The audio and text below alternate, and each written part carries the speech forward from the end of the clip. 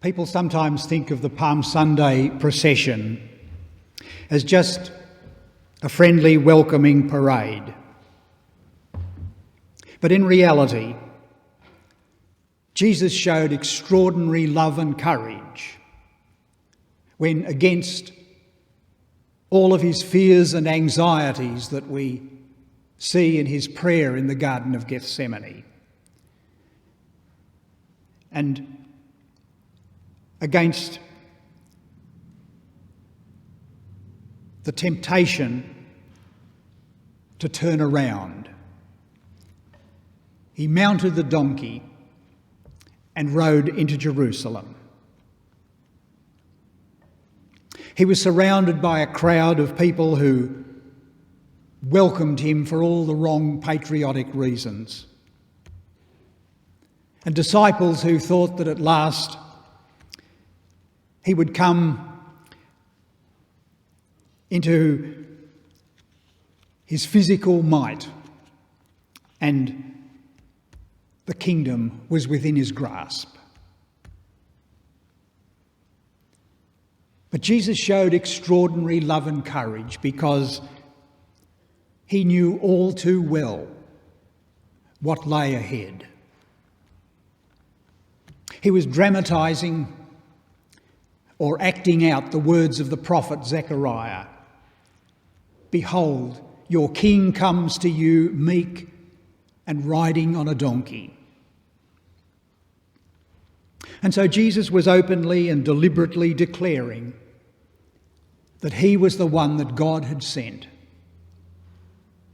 And people had to take notice and decide something about him. And so although people really wanted a soldier Messiah, a liberator who would lead them against Rome and free them from Roman oppression, he rode on a donkey and offered himself as the king of a peaceful way, not hitting back with weapons, but the way of justice and mercy and love. And his presence in Jerusalem caused quite a stir and revived a lot of old nationalistic hopes.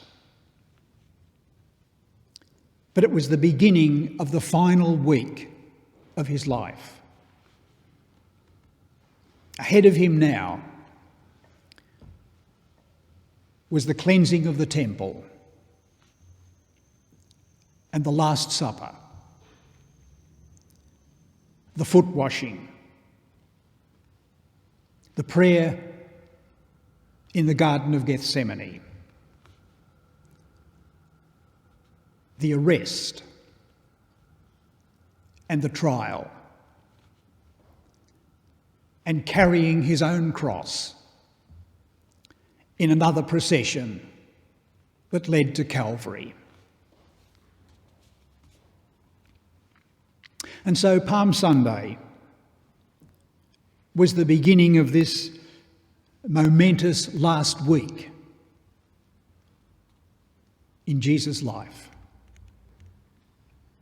And in the Passion story, we see Jesus giving himself in unconditional love,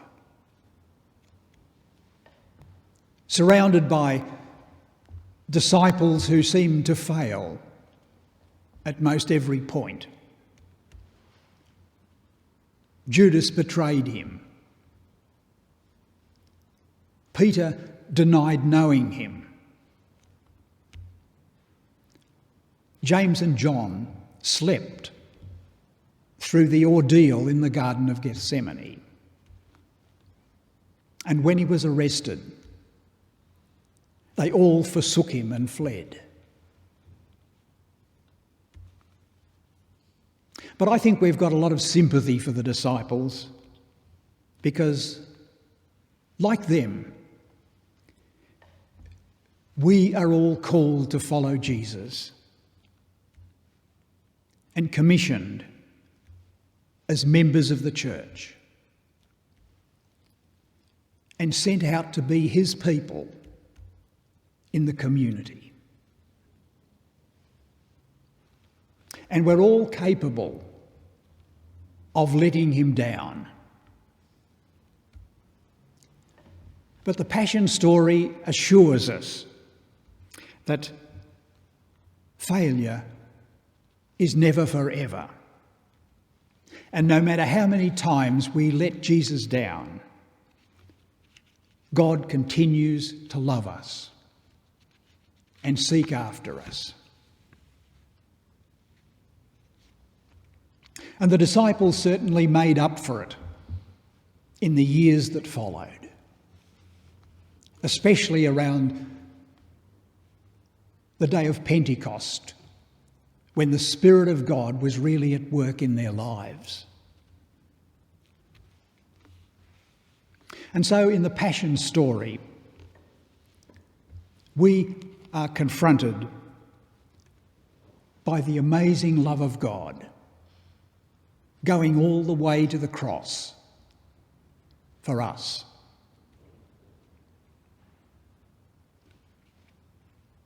And so today I've brought along some little palm crosses. And if you've got one there, I'd like you to take hold of it.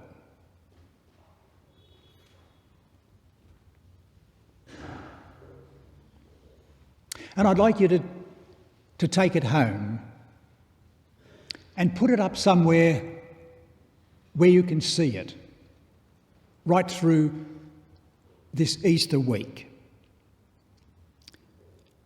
Put it up somewhere as a reminder of the words that were spoken in our baptism, that the sign of the cross is upon us. And so these little palm crosses are more than just a symbol of something that God did about 2,000 years ago. These little palm crosses are more like a pledge of what God is and what God does forever and what God is still prepared to do for you and me today. They're a sign that God loves us and seeks after us and will never let us go. And so in the Passion story,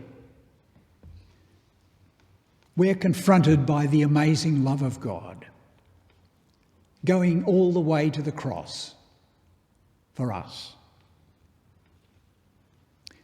And we see disciples whose courage didn't always match up to their good intentions. And we see some other unexpected disciples who respond to Jesus with courage, like the woman who anointed his feet with the costly perfume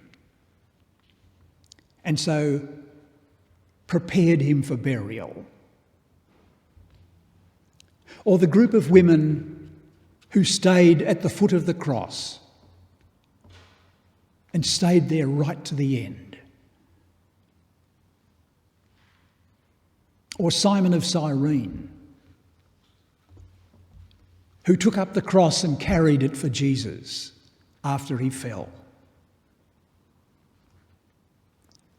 Or there was Joseph of Arimathea, a member of the Jewish High Council, who probably risked his job, perhaps even his life, to see that Jesus had a good burial by providing him with the tomb. Or there was the centurion in charge of the execution, who said, "Truly this man was the Son of God." And their unexpected responses to Jesus challenges us as we follow him through this Easter week, as we follow him from the Mount of Olives to the cross, and then to the appearance in the upper room where Thomas knelt before him and said, "My Lord and my God." And from the seashore where Jesus said to Peter, "Do you love me? Then feed my sheep, care for my people." And the ascension where Jesus said, "Be assured, I am with you always, even to the end of time."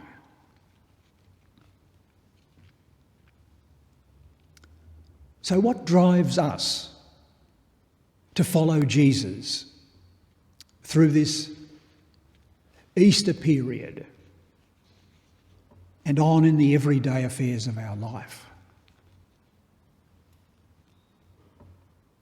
Isaac Watts said in his great hymn, "Love so amazing, so divine, demands my soul, my life, my all." That could be our response this Easter as we follow Jesus from the Palm Sunday march to the Last Supper, Gethsemane, the trial and the cross, and then finding that he's gloriously alive and his living presence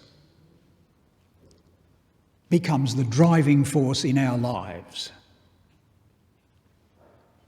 and his love and joy and peace and all of those fruits of the Spirit